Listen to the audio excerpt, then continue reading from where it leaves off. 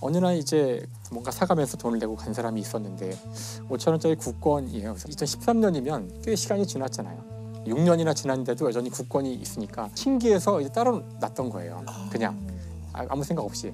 근데 또 우연히 그때 자기 지인도 야 요즘에 내가 뭐 하나 지폐가 생겼는데 이 봐봐 이때 두껍고 되게 신기하지 않니? 하면서 아니 그 위조라고 생각하지도 않고 그냥 신기하다. 위조 지폐 볼 기회가 없죠 잘. 근데 그걸 두 개를 딱 봤더니 거기 이제 77246. 똑같을 수는 없거든 번호가. 인정 번호가. 그래서 이거는 위조 지폐구나. 위조 지폐구나.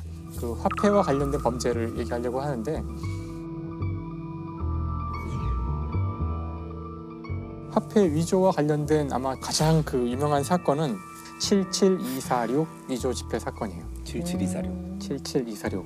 5천 원권 지폐를 위조한 것인데 근데 일련 번호가 이거는 하필이면 다 77246으로 똑같기 때문에 그래서 이제 이 위조 지폐에 붙여진 그 이름이고요.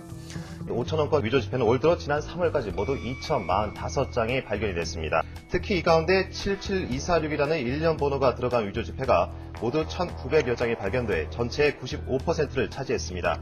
지난 2004년부터 발견이 됐는데요. 최근 3년 동안 13,000여 장이나 발견이 됐습니다. 지난해 같은 기간에 1,790장보다 14% 정도 증가했습니다.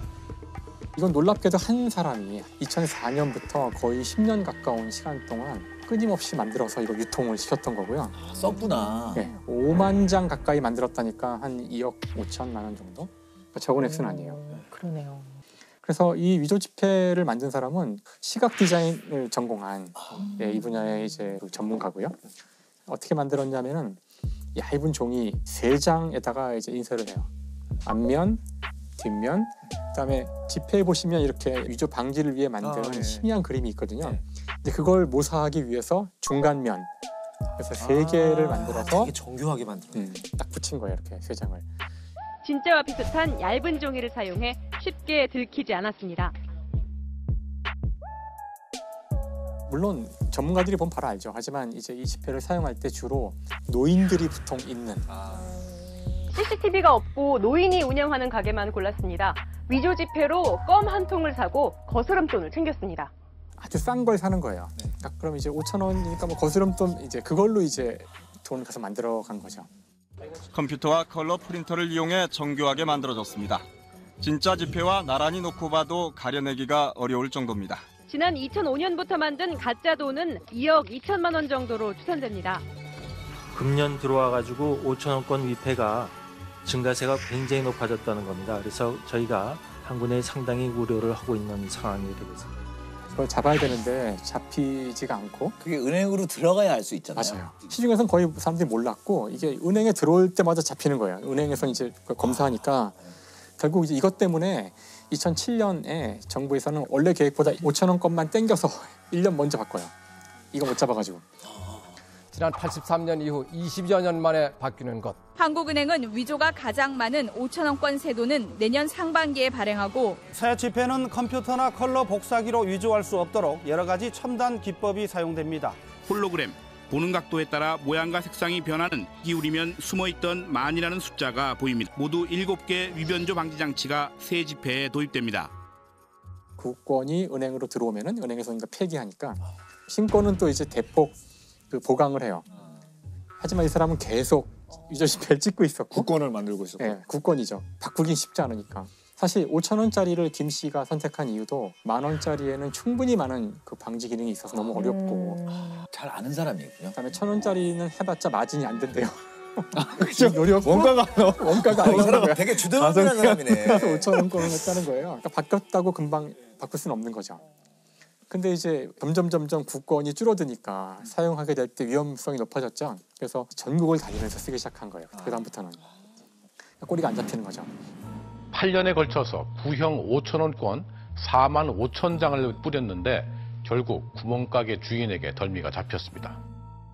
그 한 슈퍼 주인 아주머니께서 이 범인을 잡는 데 큰 공헌을 하게 되는데 어느 날 이제 뭔가 사가면서 돈을 내고 간 사람이 있었는데 5천 원짜리 국권이에요. 그래서 2013년이면 꽤 시간이 지났잖아요. 6년이나 지났는데도 여전히 국권이 있으니까 신기해서 이제 따로 놨던 거예요. 그냥 아무 생각 없이.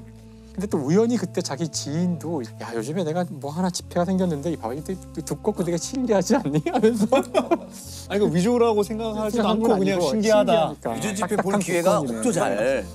근데 그걸 두 개를 딱 봤더니 거기 이제 77246. 똑같을 수는 없거든 번호가. 그렇군요. 인연 번호가. 그래서 이거는 위조 집회구나.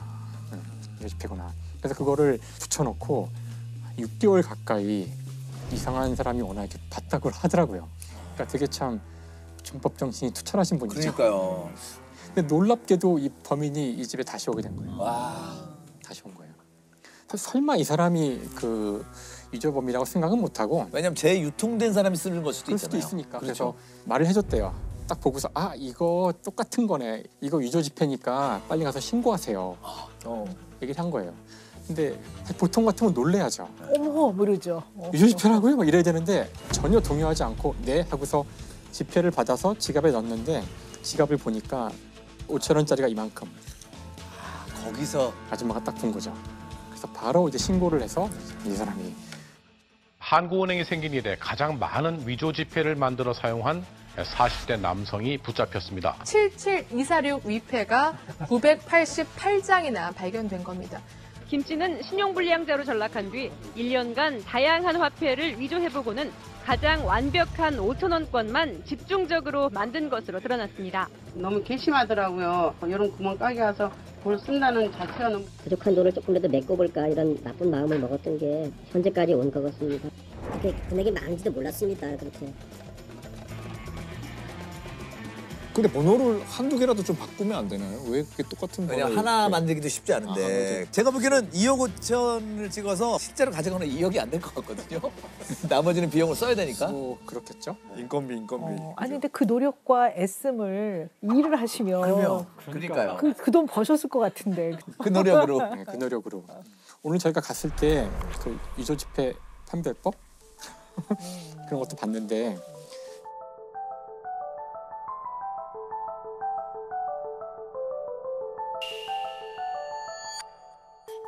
(5만 원권만) 집중해서 이야기를 해보면 눈에 두드러지는 특징은 여기 이 두 군데에 있는 홀로그램이죠.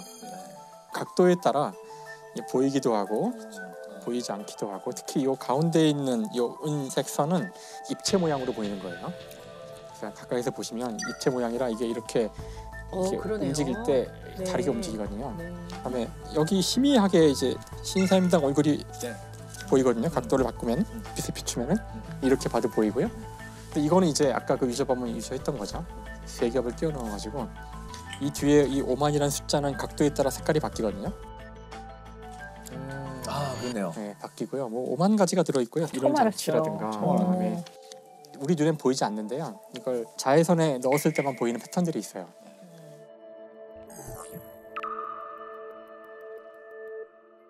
이 은행에 들어가면 바로 한 번에 바로 볼 수 있어요. 그러니까 이렇게 그 위조 방지 기술이 중요한 이유 중에 하나가 화폐를 이제 위조하는 건 굉장히 큰 중죄예요. 엄청 큰 죄더라고요. 무기징역 또는 2년 이상의 징역에 처한다거든요. 그렇죠. 2년 이상이라는 거 이제 요즘 뭐 2년부터 30년까지를 이야기하는 거니까. 굉장히 중한 죄죠. 실제로 이 사건 같은 경우는 8년형을 받았다고 하더라고요. 8년형을. 그러니까 사실 이 위조가 굉장히 중죄인 것은 이걸 잘못하게 되면은 그 나라의 국가 경제 자체가 다 흔들리기 때문에 그래요. 그래서 어느 나라에도 지폐가 있었는데 뭐라고 쓰여 있냐면은 이 지폐를 위조하는 사람은 사형에 처함. 지폐에 그렇게 써 있어.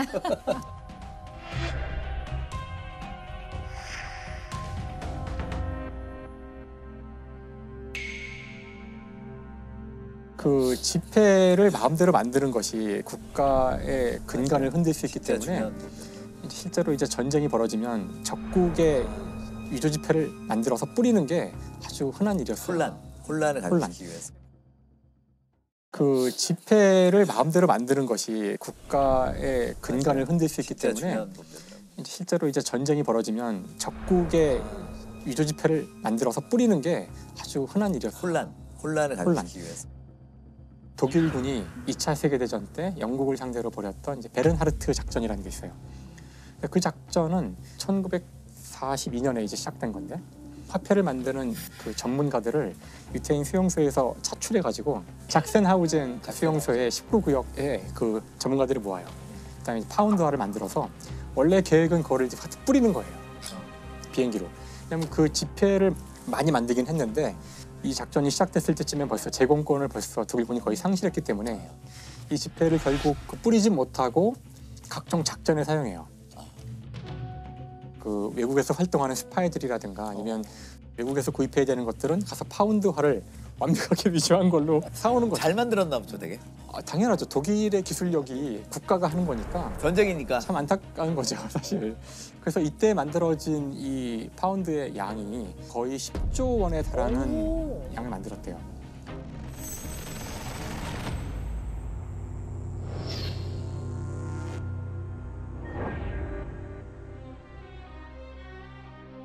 실제 일본도 중일 전쟁 때 중국 지폐를 만들어서 뿌렸었고요. 그에 대응해서 바로 이제 중국도 엄청나게 화폐를 또 찍어서 새 화폐를 만들고 저희도 마찬가지였다고 하더라고요. 그리고 6.25 때 북한에서 남한 지폐를 찍었었고 그래서 우리도 급하게 화폐 개혁을 하기도 하고 그러니까 이 지폐의 역사를 보면 사실 지금 우리가 볼 때는 되게 당연한 것 같지만 이거는 그냥 종이잖아요. 종이죠. 상당히 많은 범죄의 동기는 이거를 이제 얻기 위한 거잖아요, 사실은. 과연 이제 돈이란 뭘까? 이제 이런 질문을 자연스럽게 이번에 이제 하게 됐는데, 그래서 유조 지폐의 역사에서 특히나 이제 그 물리학이 또 중요한 역할을 하기 때문에 저희가 얼마 전에도 뉴턴 얘기를 한 적이 있었어요. 자주 나오죠, 여기. 그 주식 그 얘기할 때도 했었지만 아마 1697년일 거예요. 뉴턴이 조폐국 감사로 이제 임명된 것이. 그 당시 뉴턴이 해야 될 일 중에 가장 중요한 일이 바로 은화를 제작하는 거예요. 은화 제작. 자꾸 이제 가짜 은화가 만들어지는 거죠. 그래서 뉴턴한테 주어진 일은 은화를 만드는 그 유조법들을 잡는 거. 근데 거기서 제 질문 하나 하면 우리가 주화를 보면 여기 잔잔한 이런 금이 있잖아요. 그걸 뉴턴이 만들었다고 그러던데요. 그 얘기를 저도 많은 그 신문 칼럼에도 봤는데요. 지금 말씀하신 거는 은화를 그 정량이 되지 않도록 겉에를 깎아내가지고 조금씩 깎아내면 모르잖아요.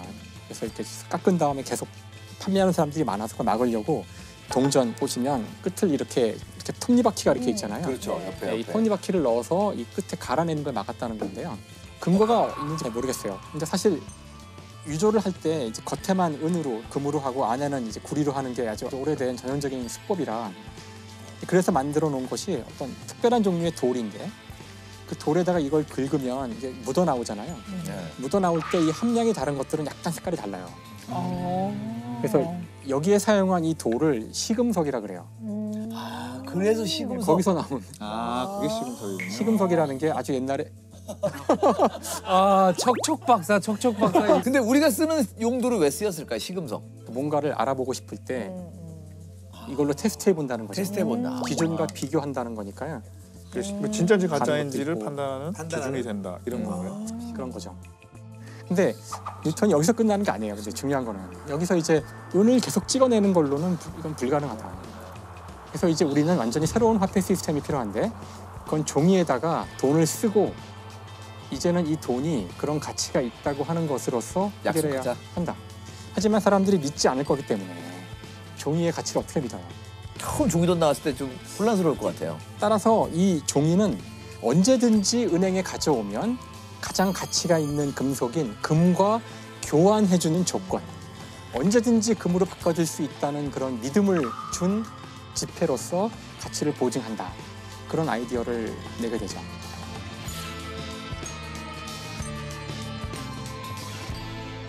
이 화폐의 가치란 거는 아주 오랫동안 지속되어 온 거지만 원래 만든 이유는 상품을 교환하기 위한 중간 수단에 불과했던 거죠. 그렇죠. 이제는 금융이 가장 중요해지고 심지어 계좌에 있는 숫자이기 때문에 실제로 이 종이의 유통이 점점 줄어들고 있다는 느낌?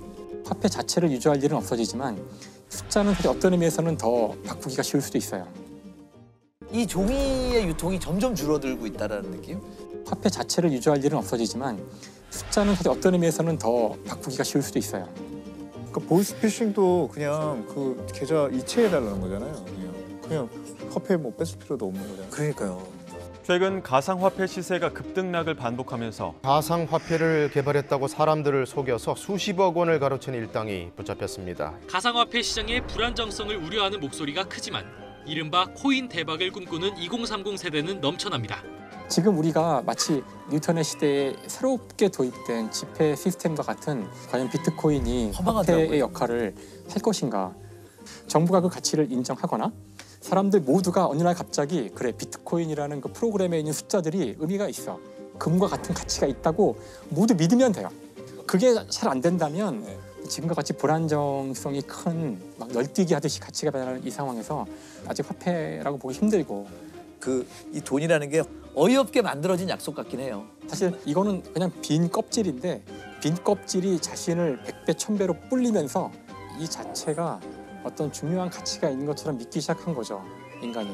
근데 저는 꼭 그렇게는 생각 안 해요. 법률적으로는 그러니까 서로 다 상대적으로는 그 가치에 그래도 이게 연동이 막 돼 있는 거죠. 이게 그냥 종이가 아니라 법적 권리라는 게 항상 스며들어 있기 때문에 자유와 권력이 거기 화체돼 있는 거잖아요. 자유를 확보해 놓는 느낌. 근데 별로 자유가 요만큼 있어가지고요. 이 돈 얘기는 저는 이렇게 결론이 날 것 같았습니다. 되게 재미있게.